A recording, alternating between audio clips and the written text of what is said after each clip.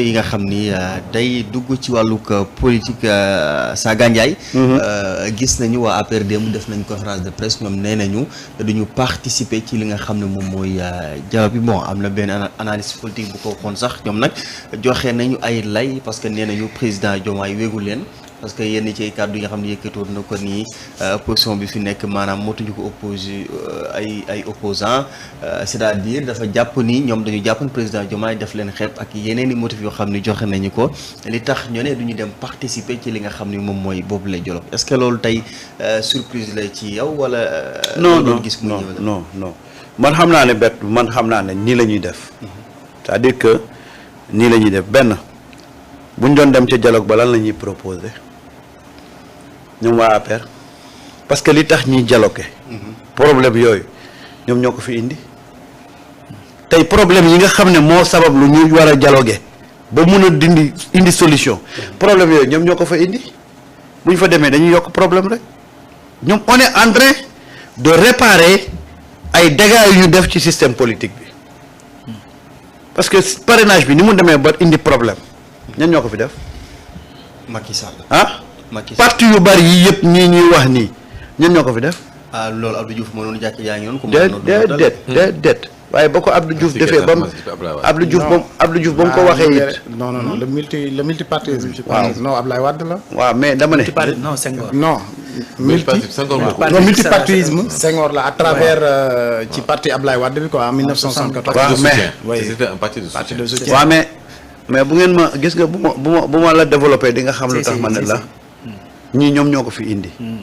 xam nga Abdou Diouf daf ne jàkka jaa ngi noonu. ku mën a nodd ku mën a nodd na nodd. gaa yi toog xam ne mu ñi xam seen bopp xam ne mu ñu nodd ñu toog jàpp seen. wala seen i baat neexul bu ñu. wala seen baat neexul ñu toog jàpp seen jàmbur. Wade bi mu ñëwee y avait des partis mais bëriwuñu woon. mais Macky Sall dafa jouer ci ay stratégie politique ba créer ay partis yoo xam ne yéen ñu bëri peut-être que bàyyiwuñ ci xel. à l'époque il y avait même des observateurs avertis ñu ne leen attention Macky Sall mu ngi créer ay partis pour éclater suffrage bi ba nga xam ne ñi nga xam ne jàppoon nañ ne war nañ cee mën a génn duñ ci génn parce que Macky moo yokk parti ya Macky moo gis ay nit jàppale leen ñu taxawal ay parti mu jàppale leen ñu jàll ci parrainage bi da ngay xoolaat tuuti ci avènement Macky Sall ñaata parti la ñu créé et Macky Sall le faisait exprès pour des calculs politiques parce que Macky Sall daf doon def ay projection ñu ne ko kii ak kii ak kii bu ñu àndee boo deful ndànk doo jàll premier tour Macky Sall dem ci ñooñu war a ànd mu éclater leen jël ci ay nit sponsoriser leen ñooñu créer parti c'est-à-dire que il a utilisé des stratégies politiques ba tas à l'époque opposition bi jël ay nit yi nekkoon ci opposition bi mu sponsoriser leen ñooñu créer ay parti politique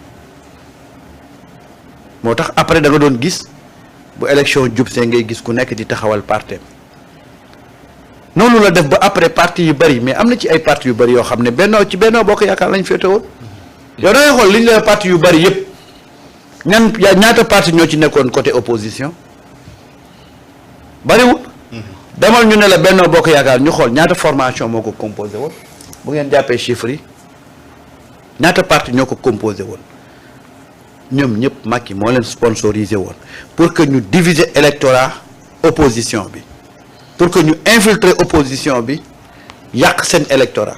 ci parti politique ci coalition boobu noonu ñi nga xam ne parce que ay séddoo kota moo fi am ñii ay ministre DG ñii autre mais parti yi nga xam ne mënuñu leen jox dara sax dañ leen daan jox chaque fin du mois ñu jox. mais bien sûr jox leen dara ñu téye. mais non c'est-à-dire que Macky li mu ci jublu woon mooy éclater électorat bi opposition bi amoon. nga xam ne da leen di fragiliser. moo tax boo xoolee parti yi ci juddu woon yëpp après mais ils étaient gracieusement entretenus par Macky Sall.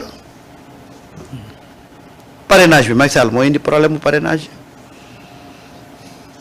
kan moo war a kan nan la ñuy def ba jàll nan la ñuy def ba duñ jàll mu compliqué mais parrainage jàng na am Sénégal mais musul am problème mais avec Macky Sall on a constaté que tout le processus bi ñu fi nekk yëpp dafa am problème ñoom ñoo ko fi teg problème mu carte inscription ñu war a figurer ci fichier électoral bi mais kañ la Sénégal doon am problème mu kii moo war a wote kii mënul wote ci Macky Sall bi mu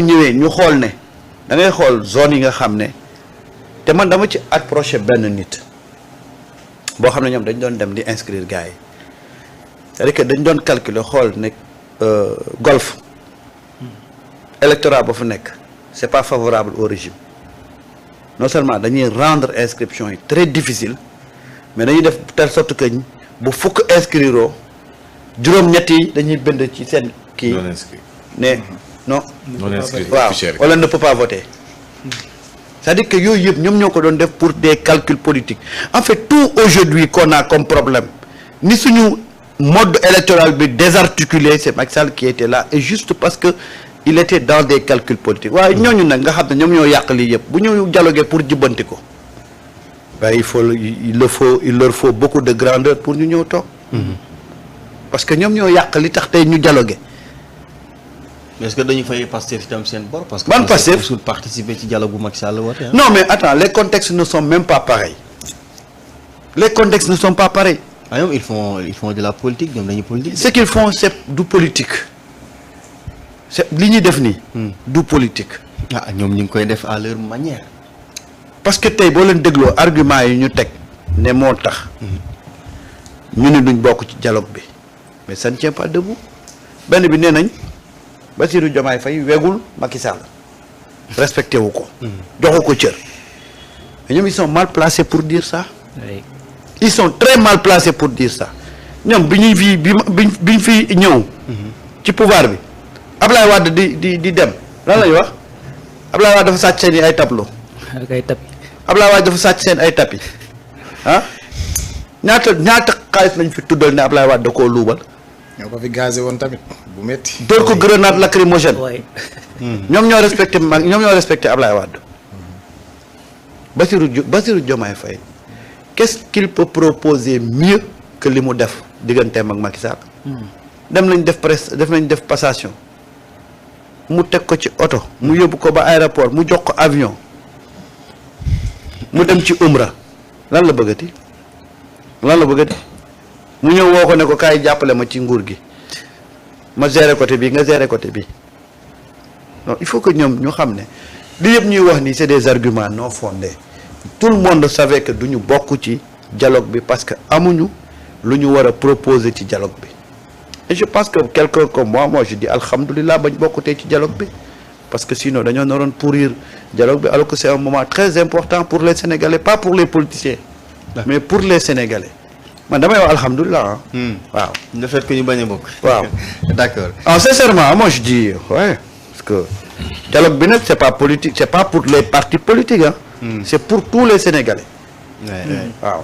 Saliou yow ndax foofu da nga ci bokk gis-gis doyen Samba Saga Ndiaye. man kay j'embrasse sa vision. man kay dafa ne alhamdulilah kay. waaw mu double alhamdulilah laay wax comme vision amoo xalaat amoo xam-xam. ngay def ci dialogue ba. moom dialogue sur quoi. ñoom déjà moom seen conférence de presse bi Alaaji Cheikh muy man bizarrement ñoom dañuy def ay conférence de presse man xaw ma moo déconnecté wala seen conférence de presse yi la kenn suivre man tey suba laa ko di laa yëg ne qu'ils ont fait une conférence de presse. toute la presse ñoo ko couvrir ah. toute la presse ñoo ko couvrir. waaye. après ñu wax ko seen bêtises yow yaa déconnecté non c'est que man tamit jamono bi damay éviter di déglu ay bêtises baaxul du la yokk xam-xam Bassirou Diomaye respecté wul Macky Sall léegi parce que le président de la République ne respecte pas deux personnes dañoo jàpp ne que respecté wu tout les enjeux du pays yow sa yoon nekku ci doo ñëw quoi ça veut dire que dëkk bi ñoru leen dëkk bi mosu leen intéressé. C'est un modèle qu'ils ont mis. C'est un modèle. li ñuy wax ay problème personnel la. Non, ay problème personnel la et la presse. nee sa presse bi nu mu dee ci y a des campagnes de dénigrement xam nga mais ñoo fi def seen i ñombe. ñun suñu jamono fii lan la ñuy wax ñu leen wax ni que ñun ay nit fitna lañ. waaw nous sommes des inconscients ñu ñooy gën a xale yi di leen di reylu. créé fi ay forces spéciales kii ay nu mu dee ay café Touba. et tout ça là. ay commando kii nga yaakaar ni que fii insurrection. terroriste non ay danga yaakaar que c'est insurrection armée moo fi amoon. donc bon léegi ñoom c'est quoi le problème ñoom c'est quoi le réel problème le réel problème c'est un problème de personne ils ne mettent pas leur problème personnel à côté pour problème dëkk bi ils préfèrent mettre privilégier seen problème personnel yi au que le problème dëkk bi c'est-à-dire que dëkk bi mosul leen intéressé mosul leen ñor dëkk bi même quand ils étaient au pouvoir sax dëkk bi intéressé wu leen seen poche yi léegi moo leen intéressé woon seen slogan la woon yoonu yokkute fii ka ma fi am yokkute entre Macky Sall ba mu nekkee président du ñoom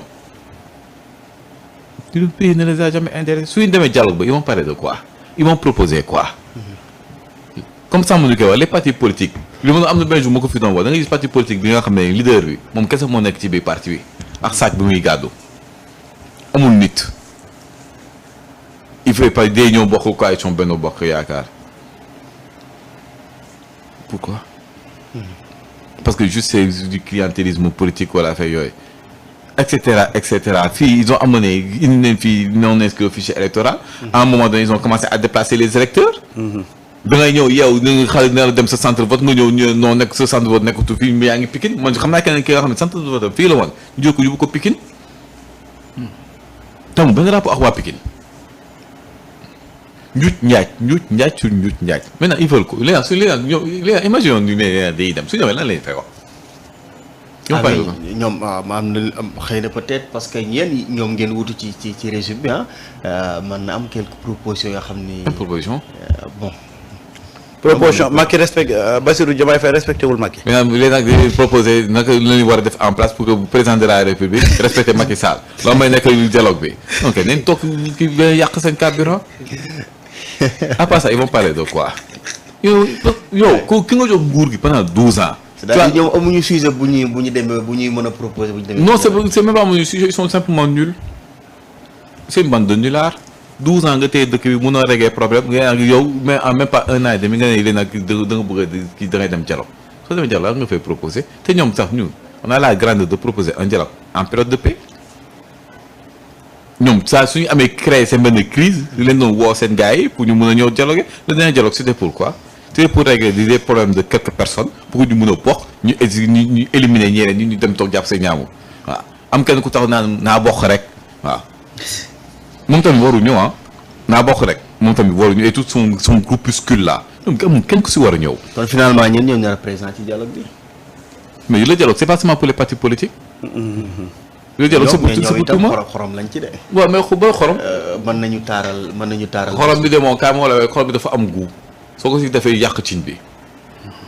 ma loolu laa jàpp y a des gens yi nga xam ne fii amuñu benn intention bu seen lépp lu ñu def seen bopp kese moo leen ñor mais yow ay Cheikh yow fii ça fait pas un an et demi de li fi xewoon les trahisons gars yi ñuy taxawee di lay teg ay di lijjanti di dem palais 2 heures du matin fii lu ñu fekk.